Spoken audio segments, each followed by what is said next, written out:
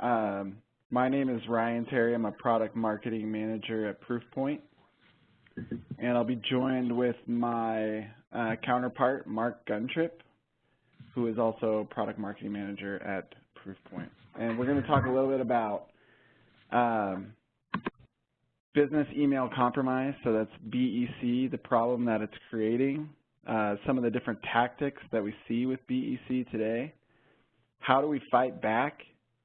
We're going to quickly introduce kind of our solution, email fraud defense, and show you how to kind of put DMARC in action. And then at the very end, leave a little bit of time for question and answers.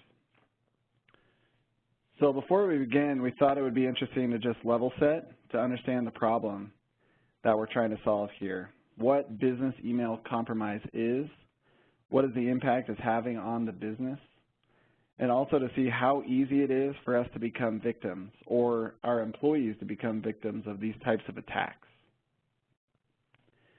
The slide really demonstrates why email authentication, DMARC, and specific solutions to solve business email compromise were created in the first place. This is an example of a phishing kit. It's freely available online, and anybody can download it. Basically, what it's demonstrating is the vulnerability of email. You can see that any field within the email can be modified. The sender's name can be modified, the from address, the domain that's being used, the victim's name, the subject line, any part of the message can be edited. And this is the reason we're all under attack. Business email compromise attacks are simple. Email is insecure, and it's never been easier to spoof a trusted domain. These attacks that are impersonating executives and business partners to trick employees, they really are the biggest cyber threats facing our organizations today. As the FBI has shown here, businesses have seen a loss of over $3.1 billion globally in the past 2 years. And all indications are that this number will go up. We're expecting to see this number reach $4 billion this year. And that's why in PwC's 2017 Global State of Information Security, they had a survey, 43% of the 10,000 CISOs and CIOs that were surveyed stated that business email compromise and ransomware are growing risks. And not only that, but phishing is the top vector of compromise for their organizations. That's 43% of those respondents. And the Verizon research is also really telling too. Things are trending in the wrong direction. 30% of users are opening phishing attacks, and 12% of those are clicking the links that are embedded in those messages. So really, this is demonstrating that, of course, training is important, awareness programs are important, but people make mistakes. Ultimately, those users are busy, and they are still opening these malicious messages. And what's worse is these types of attacks are surprisingly common. Here at Proofpoint, we obviously have access to billions of email data, and we're able to perform detailed forensic analysis of emerging email threats. So that's what we did. We recently analyzed data from about 600 Proofpoint customers to understand BEC attack vectors, the types of attacks, the techniques that were being used, and we found that 80% of organizations have experienced at least one BEC attack in the last month. So this is a growing problem, and it's a widespread problem that is impacting every organization, every industry vertical, and that's globally. This graph really demonstrates the impact of BEC to your business.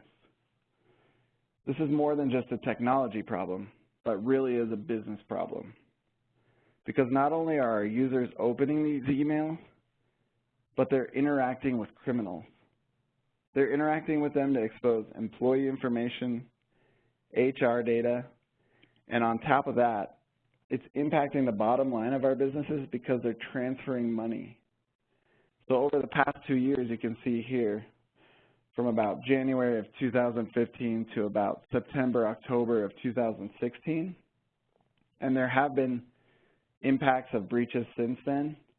But here are some of the largest occurrences of wire transfer fraud that we've seen and the cost of these threats to the organizations impacted.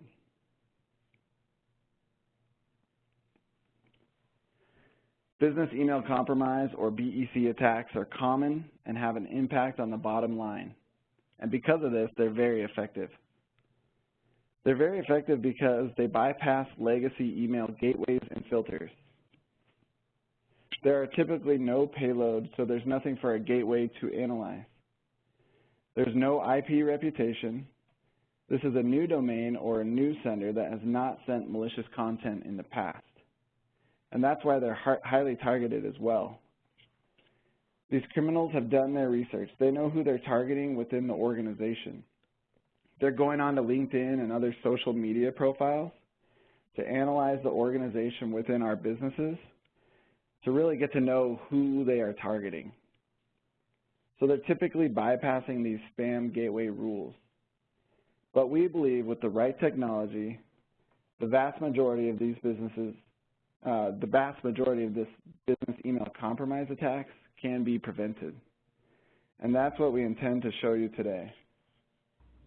So to explain further the tactics that BEC attackers use to target our organizations, I'll hand it off to Mark.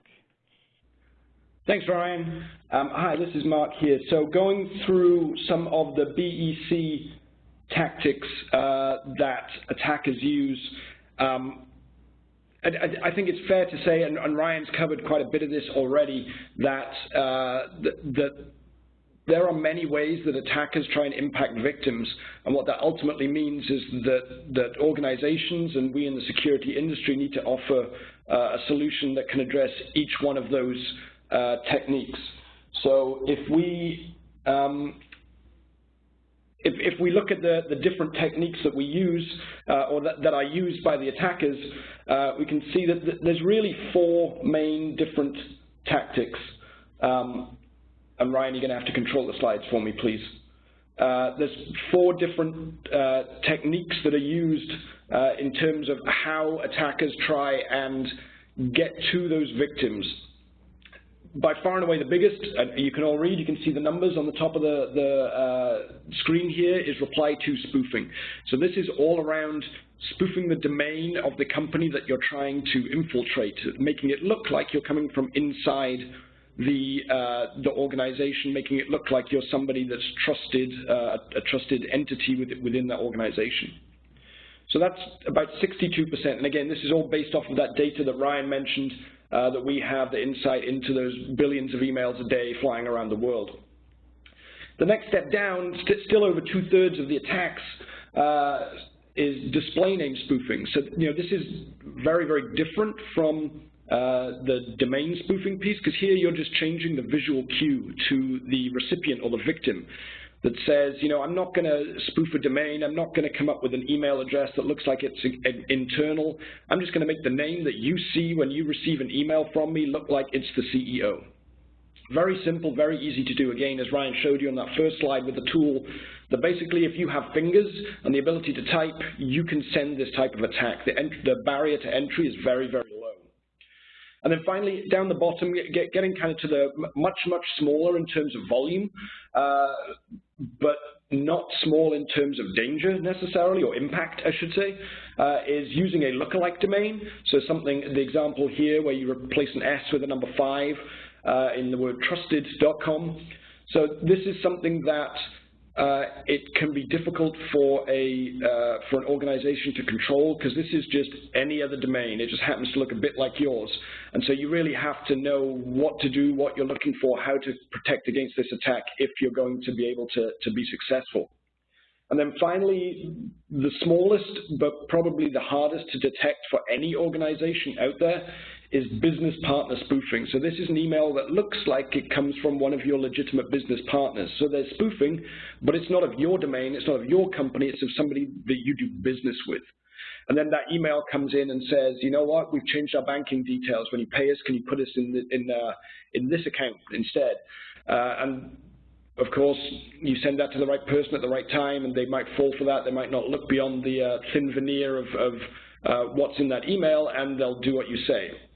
Most of the times when it comes to business partner spoofing, we see that the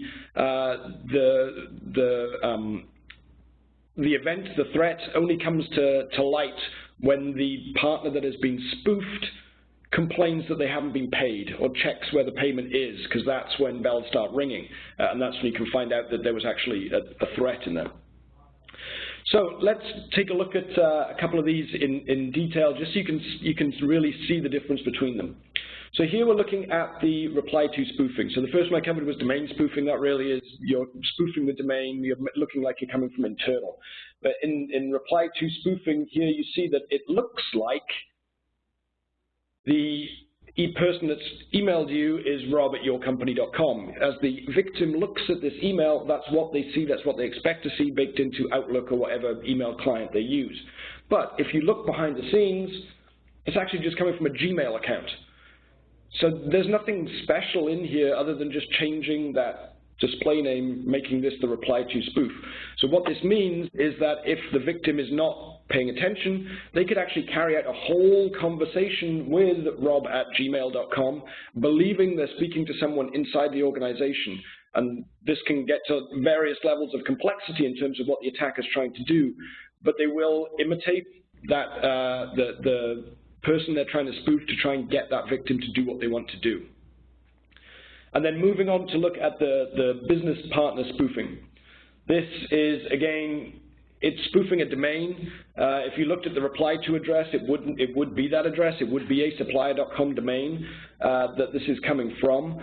But again, this is something that's sent from outside the organization. This is not an internal threat. This is not somebody pretending to be your CEO sending this to someone. This is someone pretending to be outside your organization. It's a hard thing to try and protect against. But I think, although there are four main tactics that attackers use to try and impact people, the key thing here is that none of these attacks are actually aimed at systems or devices or exploits or vulnerabilities or patching. There's nothing technical about it. This is really all about people. This is trying to, if anything, exploit the vulnerability within a person, because people inherently, when they're doing their job, they want to do a good job. They want to do the right thing. And so if they get an email from the CEO, someone in accounts payable from the CEO asking them to pay an account, that's what I do for a living. I'm going to do it, especially if the CEO is asking me. I'm going to probably put in extra effort to make sure what he asked for, what she asked for, gets through. And so what we need to do to put in place technology to try and combat this is to first acknowledge that this is a people problem. The victims are people. They are not machines. It is not data. It is using people to try and get to that data.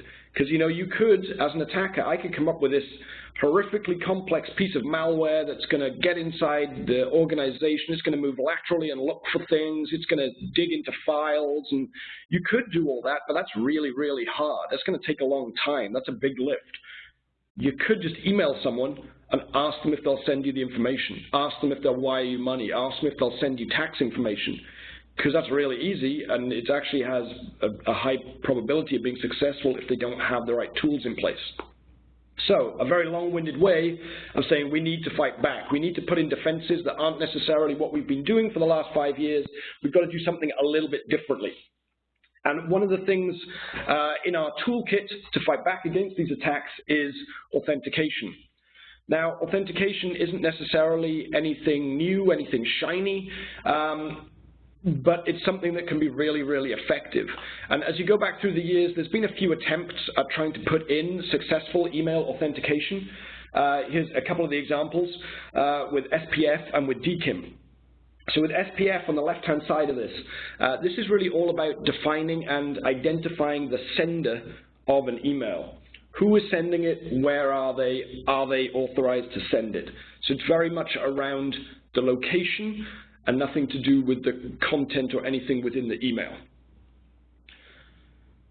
on the DKIM side of things, this is all about the email and the content and nothing to do with the sender. So this is everything that says, has this email changed since the sender clicked go on that email? Has someone intercepted it, changed the content, done anything with it?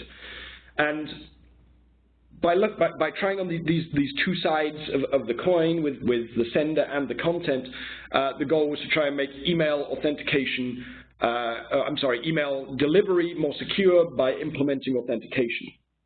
Now, both of these were steps in the right direction, but they both kind of have their flaws as well. And as we start to look at the downside, I would say, first of all, across both of these, the biggest downside is that you set up your authentication policies, but you don't have any control over what happens to the email if authentication fails.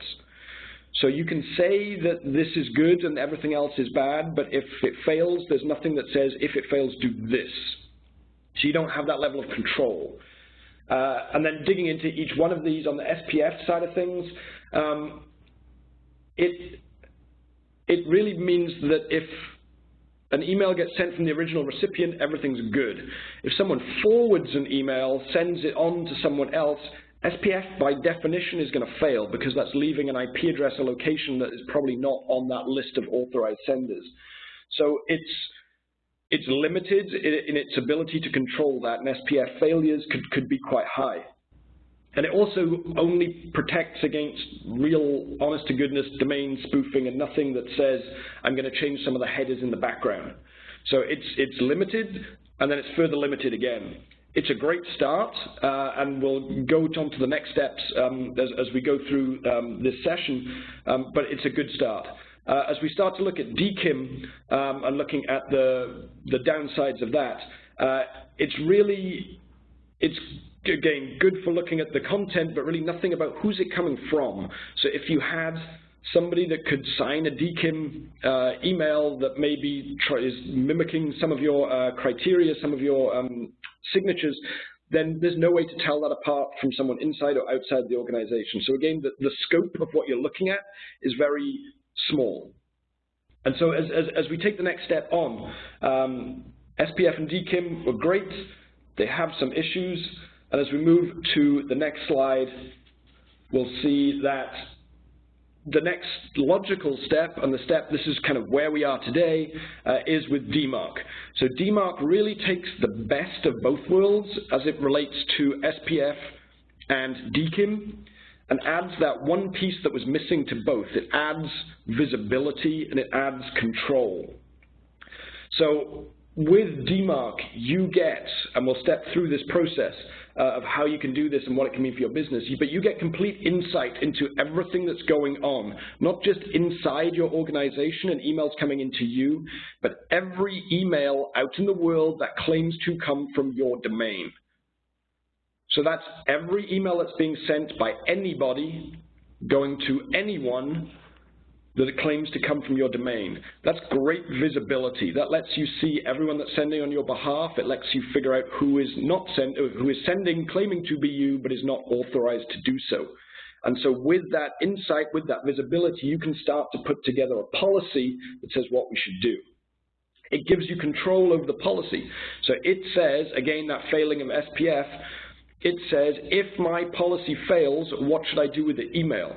So you know that if you put in place a DMARC policy and that policy fails, if you set that rule to block the email, none of your employees, none of your partners, none of your customers are going to get that email. It's just going to drop off the face of the earth. And so overall, it's going to give you control. It's going to give you that visibility. It's going to give you control. You will know who is sending on your behalf, who is not. You'll be able to see what's getting delivered, what's blocked. You'll be able to get all of that detail so that you know that all your emails are good. You know that your domain is secure, your brand is secure. You know that your customers, your partners, and your employees are secure. So if we take a look at how DMARC works. So it's going to start off, unsurprisingly, with an email coming in, and that email is going to go to an ISP or a secure email gateway. So one of the things about DMARC that I just want to be very clear is that while you can build out your DMARC policy, that policy is actually enforced by anybody's email gateway that receives that email. Enforcement takes place at the recipient, whether that's a business, whether that's a consumer mailbox that enforces DMARC. So when that email arrives at its destination, the email gateway is going to check. It's going to check DNS records. That's where your DMARC policy is published, or your DMARC record. So it'll go, okay, is there a DMARC record for this domain?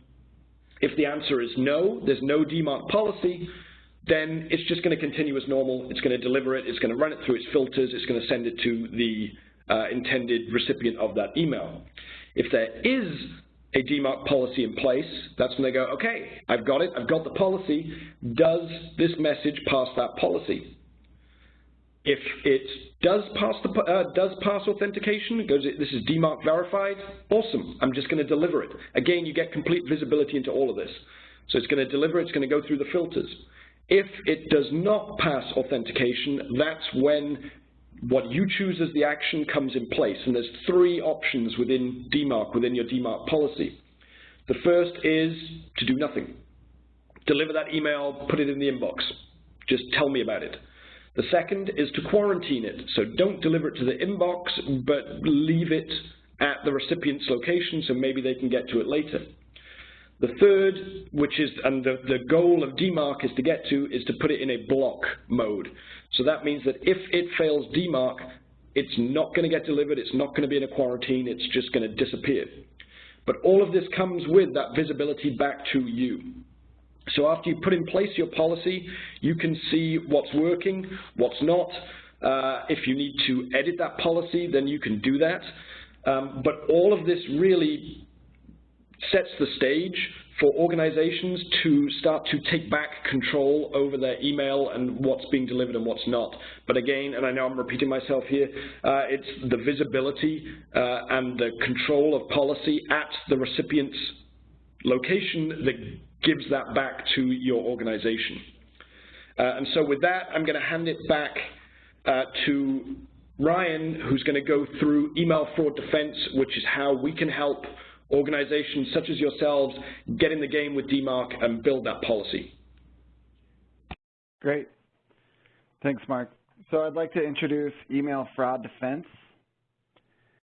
This is our solution that gives, like Mark said, visibility, the tool set, and the services to implement DMARC and authentication quickly and confidently. So the way we're going to explain what email fraud defense is and how it works is really by talking about the different phases of implementing DMARC. It's important to note that there are three key stages to any DMARC implementation.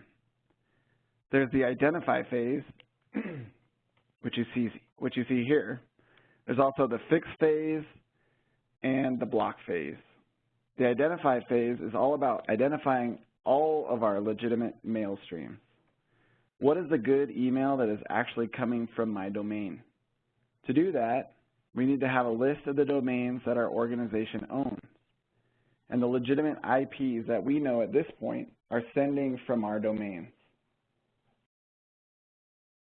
And we get that report back from the Proofpoint gateway or any secure gateway, as well as the consumer mailbox providers. And the DMARC data is the means by which we can identify all legitimate email coming from our domains. So those consumer mailbox providers and secure email gateways will provide a summary of aggregate authentication results. This will include things like the IPs that have been identified of legitimate or malicious emails coming from our domains. It'll include the email authentication results, SPF results, DKIM, and DMARC. And additionally, we'll also sometimes get forensics reports. So that's additional information about the subject line, header information, and potential URLs embedded in these messages. And the whole point of analyzing forensic messages is to move email from the unknown bucket that we can see here in the middle of our flow diagram and over to either the malicious or legitimate buckets.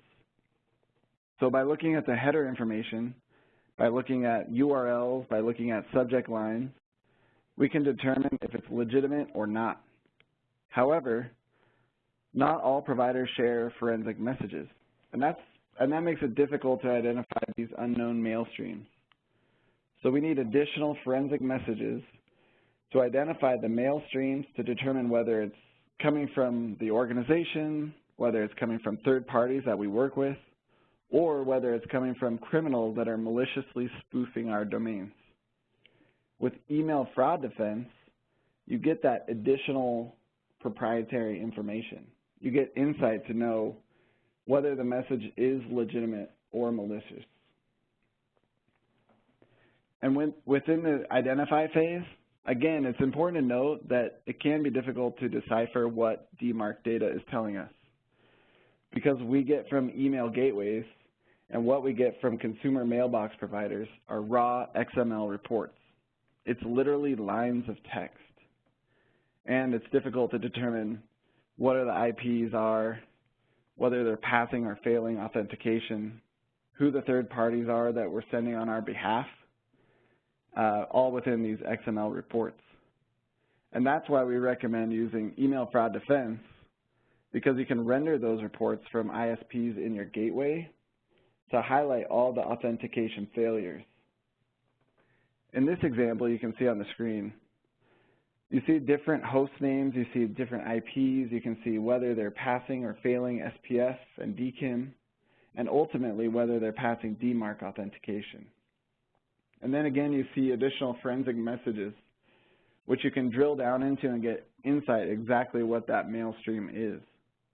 But really the main point of identification, the identify section, is you get an output of all of your legitimate email. We need to understand everything that's coming from our domain. And once we get that full visibility, we can then move to the next phase, which is the fix phase.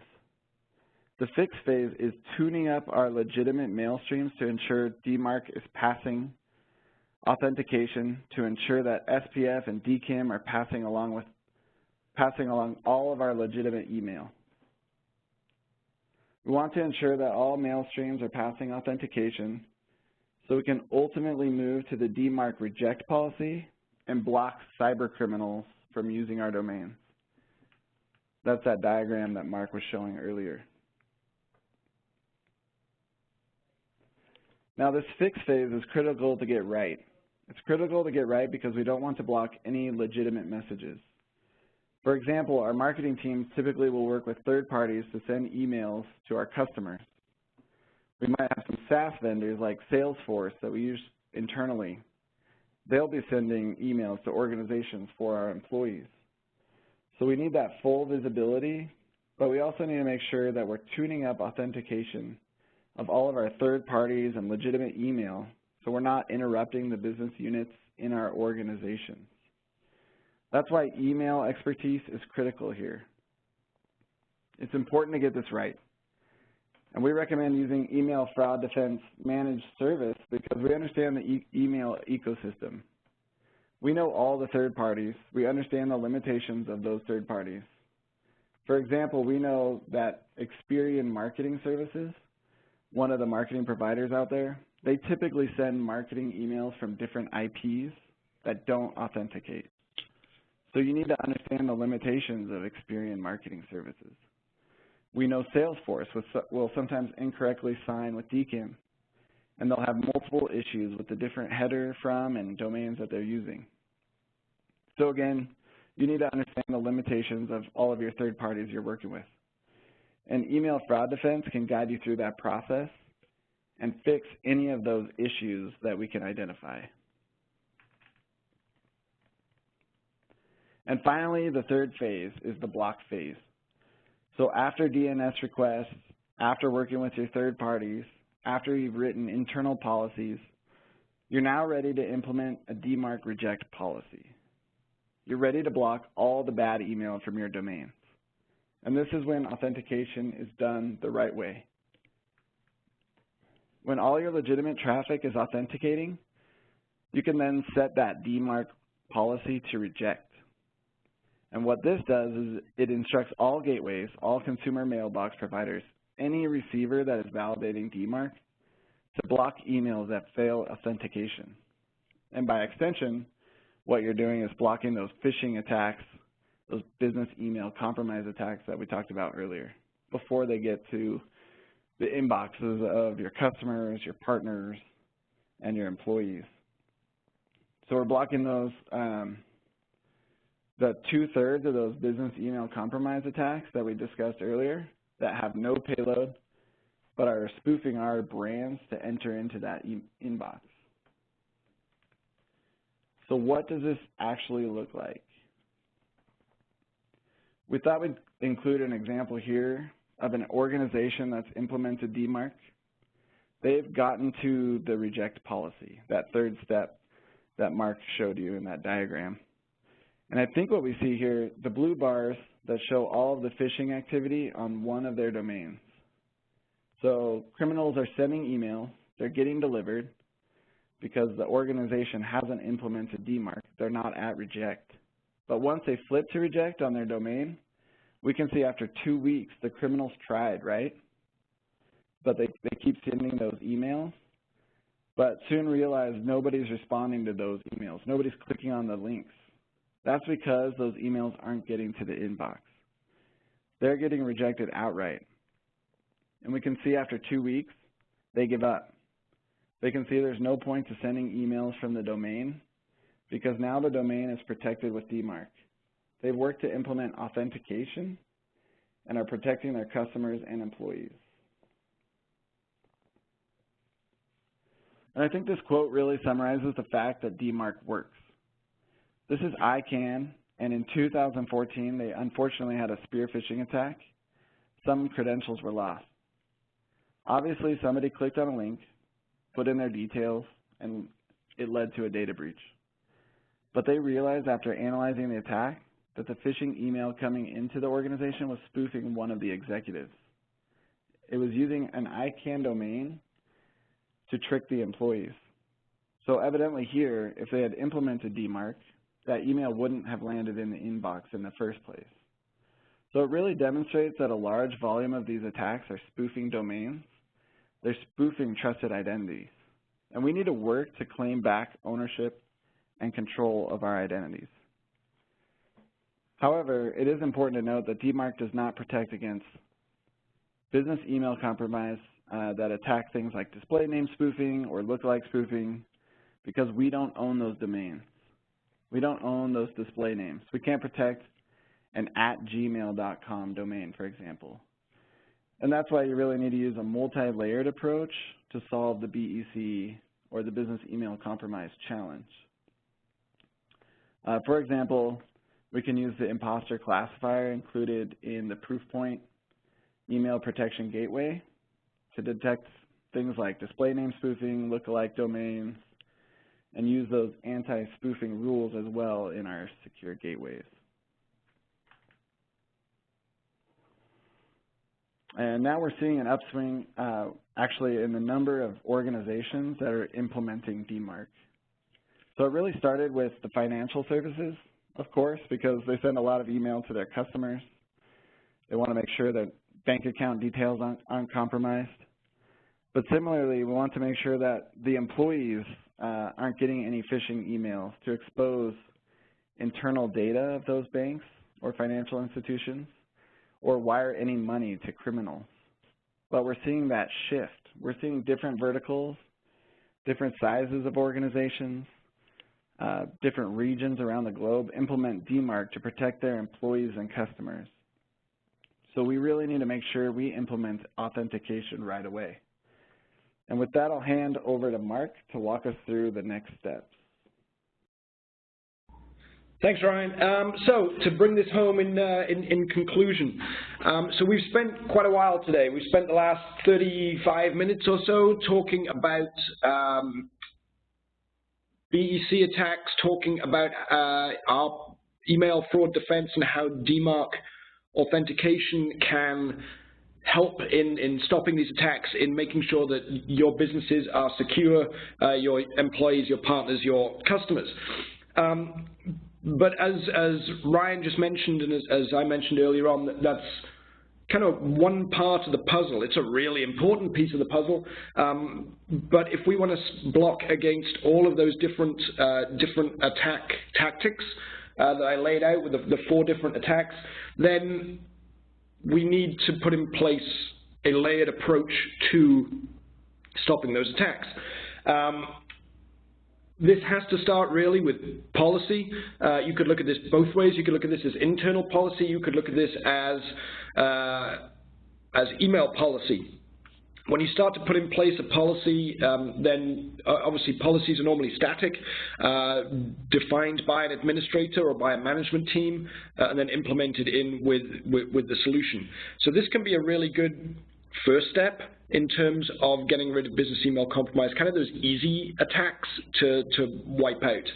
And for most security vendors, this is kind of where they start and finish in terms of stopping BEC. Build a policy, build lists, push that out, you're as protected as you're going to be.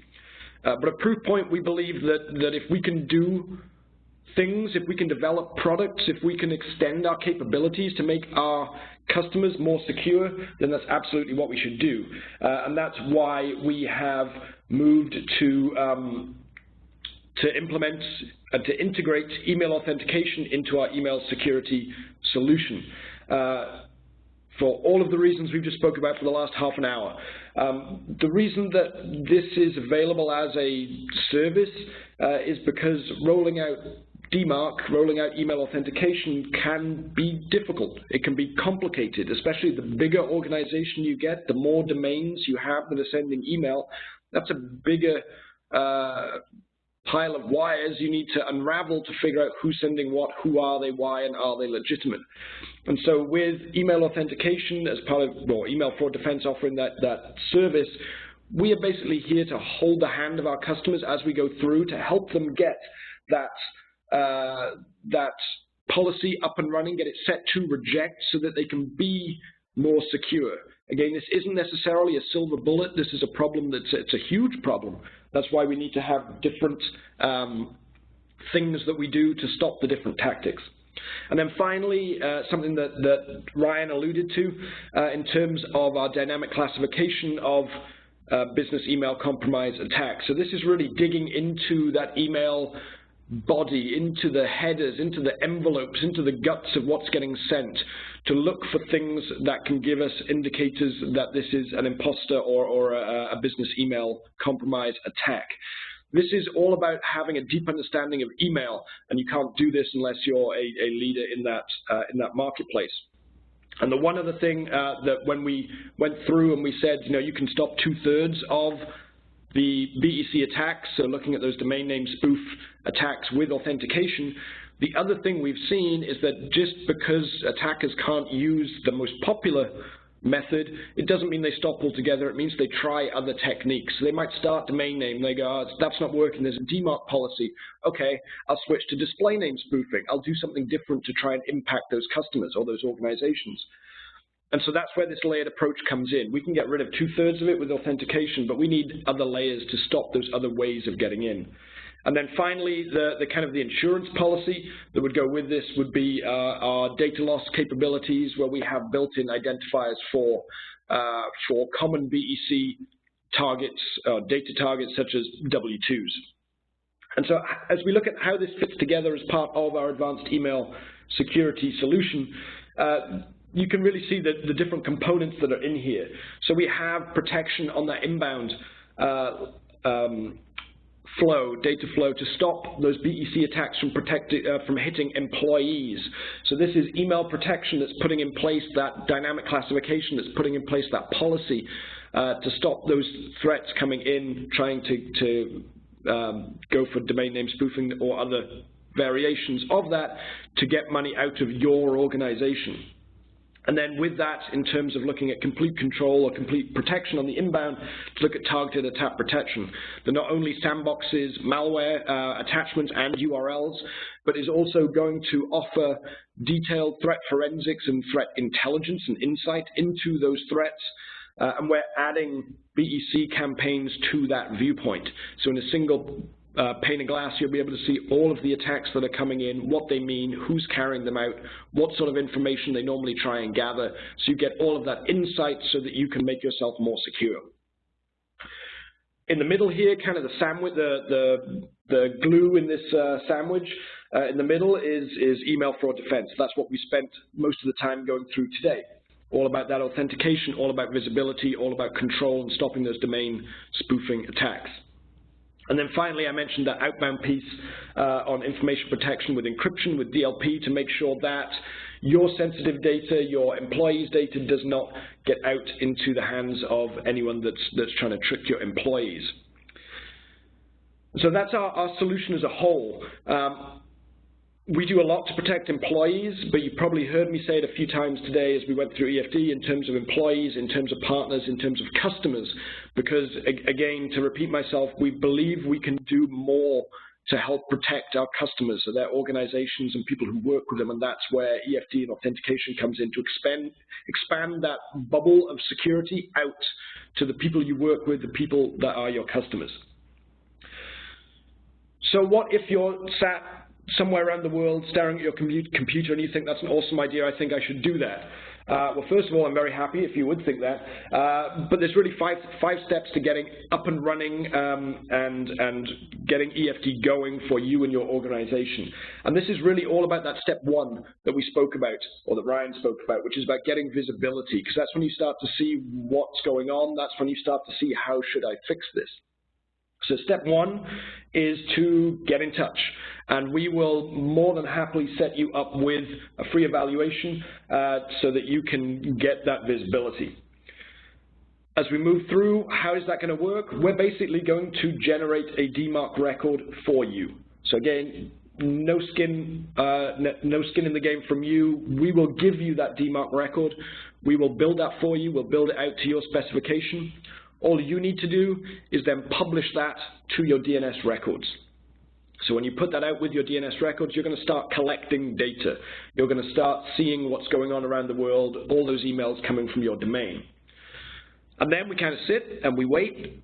We might have a cocktail or two, and then after a few weeks or 30 days, we'll come back, we'll look at the results, we'll see what's going on, we'll see what that landscape looks like from email deliverability, and based on the findings of that, we'll be able to help you figure out if there's anything major that needs resolving, if there's anything that you can do quick and easy to change things and fix that, or if we're good and we're ready and we can actually, if you're interested, start rolling out this DMARC policy. So we'll do all this for free. We want you to see the value of our products, of our services, and this is the best way to do that. So please feel free to reach out, and then we can get that going. So if you want to learn more, I don't blame you. We've got a lot of great collateral on our website that can help you do that. We've got a couple of guides around getting started with DMARC. It's going to go through quite a lot of the steps that myself and Ryan have gone through today in terms of what you need to know, what you need to do, what DMARC can do for you, what that process will look like, how long it will take, all of that good stuff. You can also go out and create your own DMARC record if you so choose. So we've got the shortened bit.ly links here for those two pieces of content. And so with that, that brings us to the end of the content that we're going through. Again, if you have any questions, I haven't seen any come in so far, but you can type those in feverishly into either the chat or the Q&A window, and we will hang on for a minute or two to see if anything comes in, and we're more than happy to help you with those questions.